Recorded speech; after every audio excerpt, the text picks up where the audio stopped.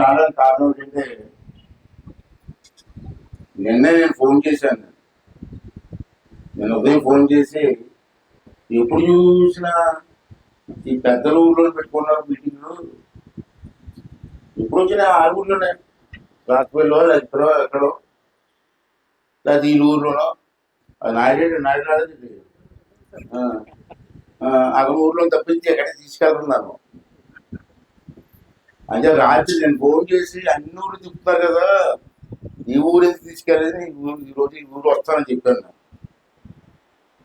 లేకపోతే ఇప్పుడు కూడా ఎక్కడ మెడిసిన్ ఈ హాస్పిటల్లో మెడిసిన్.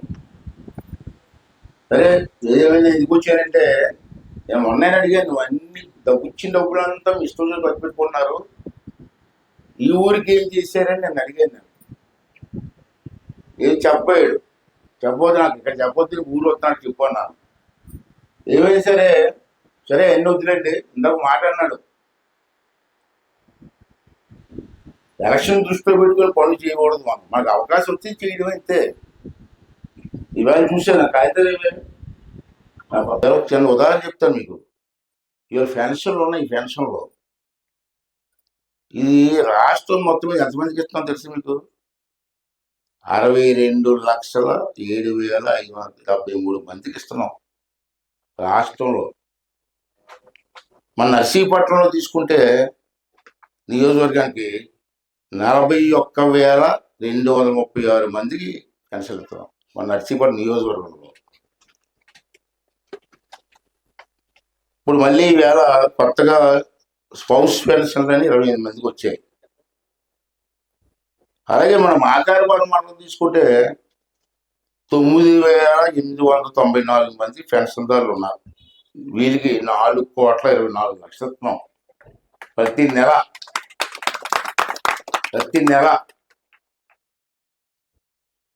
ఎంతమంది చెప్పారు? 9,894 మంది.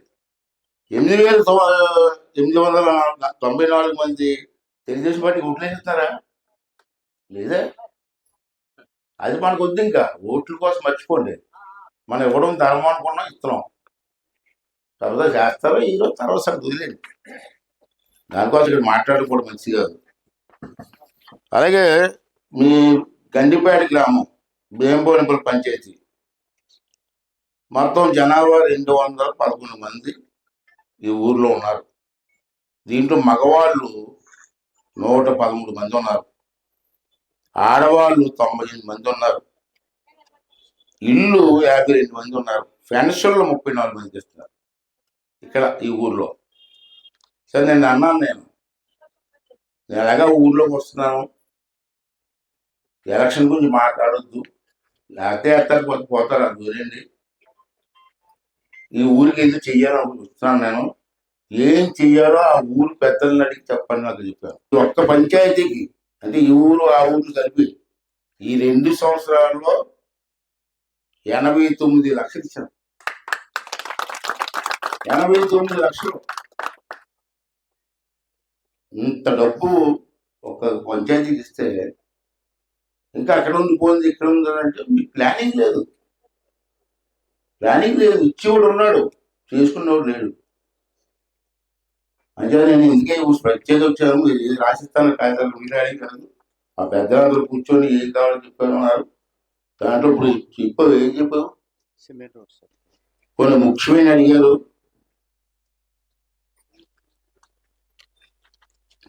పై ఏంటి ఇప్పుడు ప్రాబ్లమ్సా? అవును సార్. నేను చెప్తాను, టిక్ పెట్టుకో. అవి పెద్దలందరితో సంతకం పెట్టించి నాకు ఈ లేకపోతే 250 మీటర్లు సీసీ రోడ్ అడిగారండి. ఇప్పుడు అది ఇస్తాను, టిక్ పెట్టుకో. దానికి ఎంత అవుద్ది ఏంటి? 250 మీటర్లు డ్రైన్.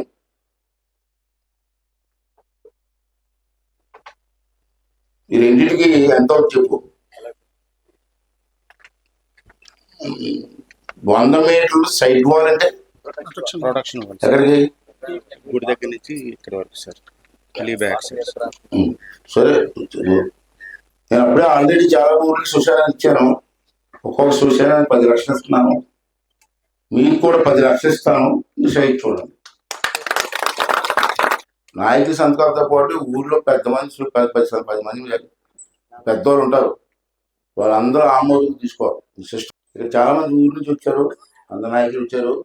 ఈవేళే పవన్ కళ్యాణ్ గారు, మినిస్టర్ గారు, జనసేన నాయకులు నాకు రాత్రి నాతో ఫోన్లో మాట్లాడారు.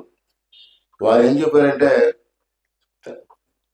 మీ పొలాల్లోకి వెళ్ళడానికి రోడ్లు ఉంటాయి, మెయిన్ రోడ్లు కాదు, కొత్త రోడ్లు అంటారు కదా, గ్రావెల్ రోడ్లు. అటువంటి రోడ్లు ఏమైనా ఉంటే వెంటనే డబ్బులు ఇస్తామని చెప్పి పంపించమని చెప్పారు. అంటే మీ మండలంలో పొలాల్లోకి వెళ్ళి రోడ్లు ఏమైనా ఉంటే, పంట రోడ్లు ఏమైనా ఉంటే, అది సిమెంట్ రోడ్లు కాదు, గ్రావెల్ రోడ్లు అనౌన్స్ చేశాను. ఈ 4 పనులు కూడా ఎస్టిమేషన్ వేసిన పంపించేస్తే, ఎన్ని రోజులు ఇస్తే ఎస్టిమేషన్ రేపు ఇస్తే అన్నీ శాంక్షన్ ఇస్తాను. ఆ పనులు కూడా మీ ఊళ్ళో చేసుకోండి. మరి పైనుంచి ఎవడో కాంట్రాక్టర్ వస్తాడు, ఆ 25% నొక్కేస్తాడు, ఇంకా మిగిలిన 70% ఉంటుంది.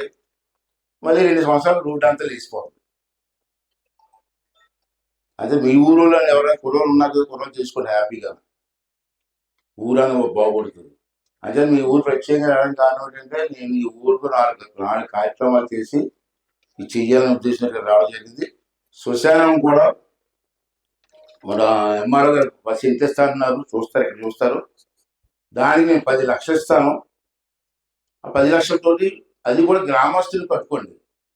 అంటే అన్నీ కూడా మీరు గ్రావెల్ రోడ్లు వేసుకోవచ్చు. ఎంత డబ్బు కావాలని అంత డబ్బు ఇస్తున్నారు. ఆల్రెడీ జేఈలో ఉన్నారు ఇక్కడ. నీకు వచ్చేది కబురు చెప్పారా? ఉన్నాం. మిగిలిపోయింది మీ ఊరు, మీరు దానికి ఏమైనా వచ్చినప్పుడు, ఎవరు వచ్చినా ఏదైనా ఇచ్చినప్పుడు దాన్ని జాగ్రత్తగా చేసుకుంటే మీరు బాగుంటారు, మీ పిల్లలు బాగుంటారు, మీ ఊరు బాగుంటుంది. అంటే నేను ప్రత్యేకంగా ఈ ఊరు రావడానికి 4 పనులు చేసి అప్పగించాలని ఉద్దేశంతో రావడం జరిగింది. ఉదయం నుంచి పెన్షన్లు ఇస్తున్నాం. ఇప్పుడు టైం ఏంటి? 9:40 అయింది. ఇప్పటికి 65% పెన్షన్ పెంచేసాం ప్రతి ఊర్లో కూడా. ఇంకే పెంచామండి కదా. ఎల్లుండి ప్రధానమంత్రి గారు వస్తున్నారు 1వ తారీఖుని. యాక్చువల్గా 1వ తారీఖున ఇవ్వాలి డబ్బులు. మనం చంద్రబాబు గారు ఏమన్నారంటే 1వ తారీఖు ప్రధానమంత్రి గారు వస్తున్నారు, మనకు అవ్వదు, కష్టంగా ఉంటుంది. అంటే ఒక రోజు ముందే పంచామని చెప్పారు. అంచేది వేళ అది మన నర్సీపట్నం నియోజకవర్గం వస్తే ఇలా అయిపోయింది, 60% అయిపోయింది. మరి ఎల్లుండి మళ్ళీ ప్రధానమంత్రి గారు వస్తున్నారు. మరి వర్క్లు మాత్రం చాలా డబ్బు అవుతుంది. మీకు ఎంత అవుతుందంటే నేను ఇచ్చిన లెక్క ప్రకారంగా ఇప్పుడు మీరు ఇచ్చిన రోడ్లకి 40 లక్షలు అవుతుంది. నేను ఇప్పుడే మీకు అనౌన్స్ చేసింది 40 లక్షలు. 40 లక్షలు మీకు నెల రోజులు ఇచ్చేస్తాను డబ్బులు. ఆ 40 లక్షలు పైసా వేస్ట్ అవ్వకుండా బ్రహ్మాండంగా చేసుకోండి, పాడు చేసుకోవద్దు. తక్కువగా నాకు చిన్న ఊరికి 40 లక్షలు అంటే ఎక్కడే ఎవరు అంత డబ్బు ఇచ్చాం. మీ ఊరికి ఎంత ఇచ్చాం ఇప్పటికి? 86. అది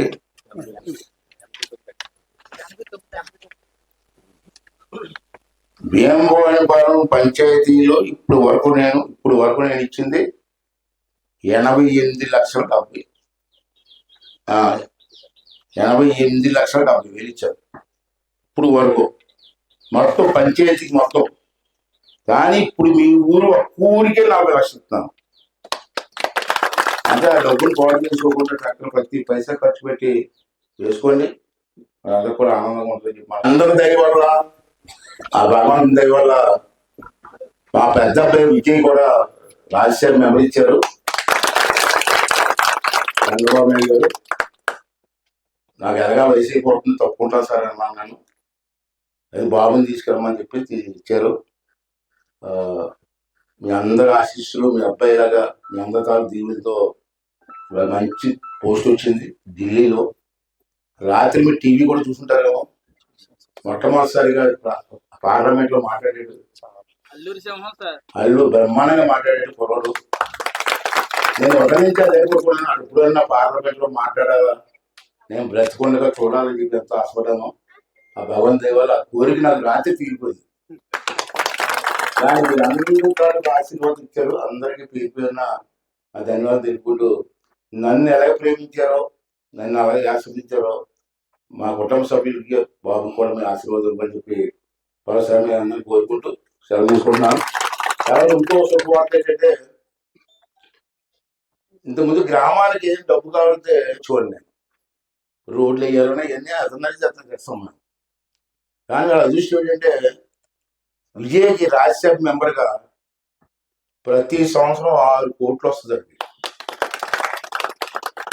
6 కోట్లు 6 కోట్లు కూడా మన గ్రామాలకు ఖర్చు పెట్టుకోవచ్చు. అది ఎక్స్ట్రా వస్తుంది మనకి. ప్రతి సంవత్సరం 6 కోట్లు అంటే 6 సంవత్సరాలు ఉంటాడు పదవిలో. 6 36 కోట్లు వస్తుంది. 36 కోట్లతో చిన్న చిన్న ఇటువంటి మంచినీళ్ళు కానీ ఇటువంటి ఏమన్నా కరెంట్ కానీ ఏమన్నా ఇవన్నీ వేసుకోవచ్చు. అది మంచి అవకాశం వచ్చింది. దానికి మీ అందరితో ఆశీర్వాదం. మేము ఎప్పుడు కూడా మేము అందరికీ రుణపడి ఉంటాం. Thank you.